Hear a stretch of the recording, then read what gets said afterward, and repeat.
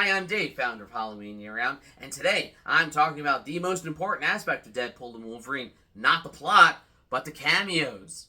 I know what you're thinking. What's the difference? It's a video for a different day. So, obviously the cat's out of the bag. There's a lot of really exciting and surprising cameos that popped up in Deadpool and Wolverine. Yes, some of them were spoiled in the trailers. Yes, some of them were rumored on the internet to be true and wound up being true. Some of them nobody saw coming, including me. And those were kind of the most exciting ones of all. So, very obvious spoiler warning. If you have not seen Deadpool and Wolverine, I am about to spoil the hell out of it. So, go watch the movie and then come back here. You better come back. And then watch my top 10 cameo list. And I have to define what I'm counting and what criteria I'm looking at. So, I'm only looking at like live action in-person cameos. So any voice cameos. And again, spoiler warning, like Blake Lively as Lady Deadpool, Matthew McConaughey as Cowboy Deadpool. I know Nathan Fillion was another one. I'm not counting them because they're just voice cameos. I'm also not counting Rob McElhenney or the Mac from Always Sunny. I don't know how to pronounce his last name. I know he co-owns Wrexham with Ryan Reynolds, and I know he had a cameo as a TVA agent that I believe was cut from the final edit of the movie. So, unfortunately, I won't be counting him either because he wasn't actually in the movie that I saw. Now that that's out of the way, we can look at how this ranking is kind of based, what my criteria is. It's really twofold. It's how surprising was the cameo. So one that was spoiled is probably going to rank a little bit lower versus one that took me by surprise. And how well does the movie use that cameo? If it's kind of just a throwaway joke, it's going to rank lower than, say, someone who actually kind of had something to do with the plot. So, with all that out of the way, let's jump right into the top 10 Deadpool and Wolverine cameos. Number 10, Kelly Hu and Ray Park as Deathstrike and Toad. I'm kind of counting Azazel in this. I'm calling these, and the reason they're tied is these are like the blink and you'll miss them cameos that didn't have any lines and are kind of just there in the background. Yeah, it was cool to see Toad for like a second, and Deathstrike again for like a second, and you see Azazel disappear, which the only reason I didn't include him on the title card was I'm not 100% sure it's the same actor. I could not find a source to confirm that. They were just kind of there. No, I wasn't really expecting to see them. But when I did something like, oh yeah, that's Toad. Oh yeah, that's Deathstrike. But they didn't really do much, and they were there for like a second. So that's why they're number 10. Number 9, Tyler Mane as Sabretooth. This one really frustrates me for two reasons. One, I hate that the marketing spoiled that he was back, that we were going to get that classic Wolverine versus classic Sabretooth fight. And I hate that he's kind of just there as a throwaway joke, because Wolverine just decapitates him in a second, and it's like, where was the fight? Like, I get the joke. I get that it's a subversion of expectations, and that, you know, yes, they're building us up to just kind of throw us off with, well, Wolverine just kills him. That's the joke. I get that that's the joke. I just don't like that that was the joke, and I don't like that it was spoiled in the marketing. I wish that that had been a surprise. I love Tyler Mane. You know, love him in the X-Men movies. Loved him in Troy. Loved him in Rob Zombie's Halloween movies. I have met him in person at a convention. He's a super cool guy, and I just wish they had done more with him, and that's why this one ranks on the lower side. Number 8, Aaron Stanford as Pyro. I'm not even sure that this constitutes as a cameo, because he's kind of more of a supporting villain. You know, he's like the right-hand man to Cassandra Nova, and like, it's not just like a pop-up, hey, it's Pyro. Like, we see him use his powers, but at no point, like, he's in the trailer, and the movie doesn't really expect us to be surprised by his presence. He's just kind of there. I've always loved Pyro. He, you know, his whole arc and joining the villain side in X2 was one of my favorite dynamics and storylines from that movie, where, you know, you see how he sees how people treat mutants, and it makes him run to Magneto, and that makes sense for his character at that time. I get it. What I don't like about the way he's used here, I love that he's like a supporting villain, but there's not really any connection between the Pyro we see here and anything we ever saw from him before. It might as well be a totally different character, because there's at no point does he say anything, reference anything. Like, no one is ever like, oh yeah, that's Pyro. Like, he's just kind of there, and any other character could easily have been in that role, and it wouldn't have made any difference. Number 7, Jon Favreau as Happy Hogan. Now, this one actually really caught me off guard, because I was not expecting, and again, spoilers, we're already beyond that point. I was surprised to see Deadpool cross over into the MCU so early in the movie.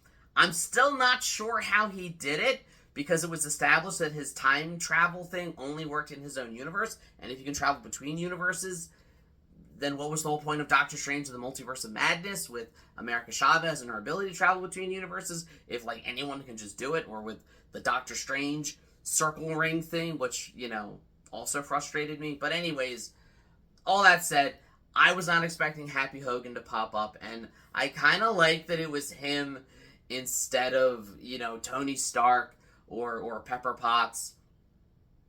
That just amused me. I love Jon Favreau. I love his character in it. I think that he's always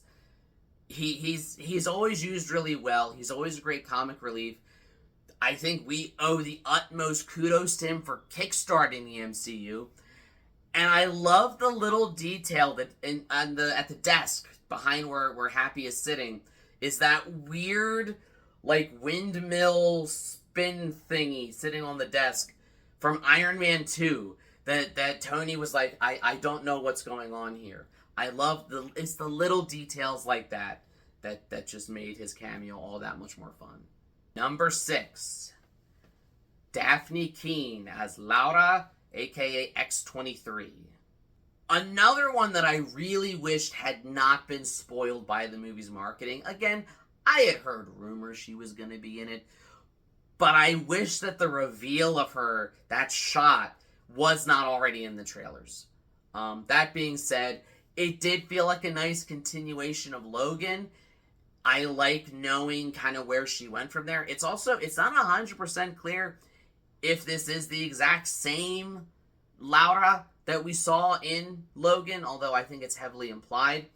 It was just cool to see Daphne Keane back. This is a character that they did Logan, and then they did New Mutants and Dark Phoenix, and that series kind of ended. And it was just cool to see a continuation of her character, and it was cool to see her, like an older version of her, with a different Wolverine, mind you. But it was cool to see them interact, and I would watch a movie of just the two of them going on adventures together, not unlike Logan. So, yeah. Number 5, Henry Cavill as Cavalrine. I had heard rumors about this one, so I wasn't 100% sure going in, and it was brilliant. I know I said earlier that ones that are throwaway jokes are going to rank lower. This was the best throwaway joke, though. He's only in that one scene when Deadpool is, like, going between universes, looking for, different Wolverines. Just the meta humor of Deadpool telling him, we'll treat you better than those jerks down the street. I still can't forgive DC for bringing Henry Cavill back to cameo at the end of Black Adam, just to announce he was no longer going to be Superman like 2 weeks later. I can't ever forgive that. As much as I love James Gunn, I can't forgive their decision to, let's go out of our way to bring Cavill back, knowing everything is going to change very soon. So it was a nice, like, little kind of playful middle finger to the rival studio. And I mean, he looks the part. I know we're talking about no one can ever be Wolverine but Hugh Jackman. And yes, that's true. But he's not getting any younger, and Cavill really looked the part. Although, if history is any indicator, Cavill will not be the new Wolverine, just like John Krasinski was not the new Reed Richards, despite his cameo in Doctor Strange in the Multiverse of Madness. Number 4, Channing Tatum as Gambit. I cannot tell you how long I've waited to see Gambit in live action.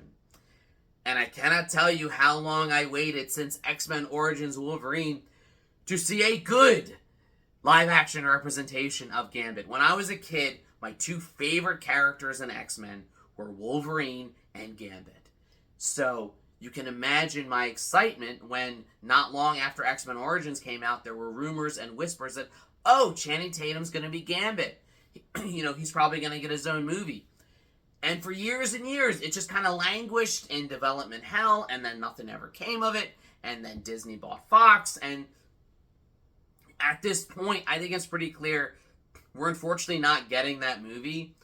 So seeing him pop up in this movie as a fully comic accurate costume, and the Cajun accent that no one can understand, was just perfect. He does everything I ever wanted to see Gambit do. And then there's the joke that no one can, I was going to attempt a Cajun accent, but I'm not going to because I don't want to get, in trouble or anything. But I loved finally seeing a comic accurate Gambit, even if it was only for, a little bit. And I like that with this cameo and the next few I'm going to talk about, they did kind of have bearing on the plot, and they did have something. They weren't just a throwaway joke. Yes, it was a joke in the beginning, but then they actually did something. They went to fight with Deadpool, and that was really, really cool to see. Number 3, Jennifer Garner as Elektra. I did not see this one coming at all. It totally caught me by surprise, and I love that it did. I'm not the biggest fan. The Elektra movie certainly had its issues. I like Daredevil for what it was. It's a fun, goofy movie that just, looking back at it now, it's such a fun time capsule of, early 2000s. But it was cool to see Jennifer Garner back. I always thought that her Elektra was one of the better parts of that movie. And it was just fun to see her fighting and getting to interact with them. I love the meta joke they threw in where they mentioned Daredevil's dead. And she's like, it's fine. Little jab to her now ex-husband, Ben Affleck, who's married to the other Jennifer.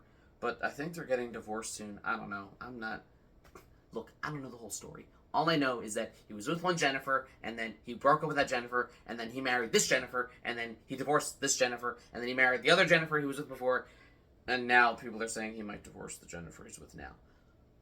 All I'm saying is, it was a playful jab, and it made me laugh a lot. Number 2, Chris Evans as the Human Torch. I called it. No, I didn't call Chris Evans being in the movie. I called the second we went to the void and we saw the guy in the robe was Chris Evans. I know everybody was thinking, oh, it's Captain America. I'm like, no, it's not. The second I saw it was him, I'm like, it's Johnny. He's Human Torch. Because that would be a much better joke. Because it would be too easy for him to just be Captain America. So then when he yelled flame on, people in the audience around me cheered like, whoa, he's human. It's like, I knew it. I called it. And even though I called it, it didn't make that reveal any less fun. And I now know what Chris Evans looks like having all of his skin ripped off, Hellraiser style. So that's a nice little bonus. And I know that, again, I know I said earlier throwaway jokes are going to rank lower. He's kind of a throwaway joke, but I'm sticking with it because he's still the subject of the post-credits scene. And his death really kind of traumatizes Deadpool, who spends the rest of his movie trying to convince himself that he didn't, just obviously get him killed. And finally, number 1, Wesley Snipes as Blade. I lost my mind when I saw Wesley Snipes walk in.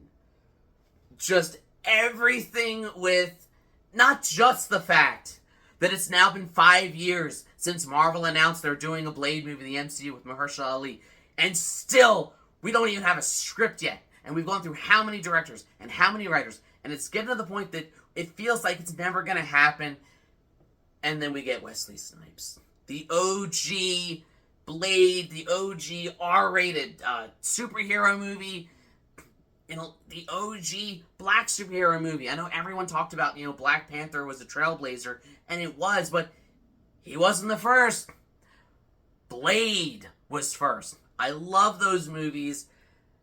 And there's so many layers to Wesley Snipes being in this. It's him saying there's only going to be one blade. And up to now, there only has been one blade. It's the fact that even after all these years and charges of tax evasion, Wesley Snipes still has it. He still has that, like, cool charm. Even though his beard is gray, it doesn't matter. He still has his blades. He can still fight vampires. And it's the fact that his cameo kind of makes up for and reconciles everything that went horribly wrong with Blade Trinity, which co-starred Ryan Reynolds. Ask anyone. I know Patton Oswalt famously said, because he was in the movie too, that Blade Trinity was a very troubled production. Wesley Snipes was not in the best headspace. Admittedly, he was kind of a jerk to everyone else around him on set. And rumor was that he and Reynolds did not get along, and he resented the fact that they had to bring in him and Jessica Biel, because he felt like that. Wesley Snipes felt like the studio doing that meant the studio didn't have confidence in Snipes leading the movie alone, and he didn't like the fact he was getting sidekicks. But the fact that he's here in it shows that he and Reynolds are cool now, and I just love that, not just for the movie, but on a personal level, just to see that, a reconciliation is really, really cool. So, by far, the most surprising cameo I wasn't expecting. By far, the most poignant, behind-the-scenes-wise cameo in the whole movie. And just everything going on with Blade. We may never get Mahershala Ali's Blade, and that saddens me that we might not. But, we got Wesley Snipes in Deadpool and Wolverine. But hey, this is just my ranking and my top 10 cameos. Please let me know in the comments which cameos were your favorite, which ones were you least expecting, which ones surprised you the most, which ones do you wish made it into the movie but didn't. Like, share, subscribe, all the YouTube stuff. If you don't, you may end up trapped in the void with no way to get out. And as always, every day is Halloween.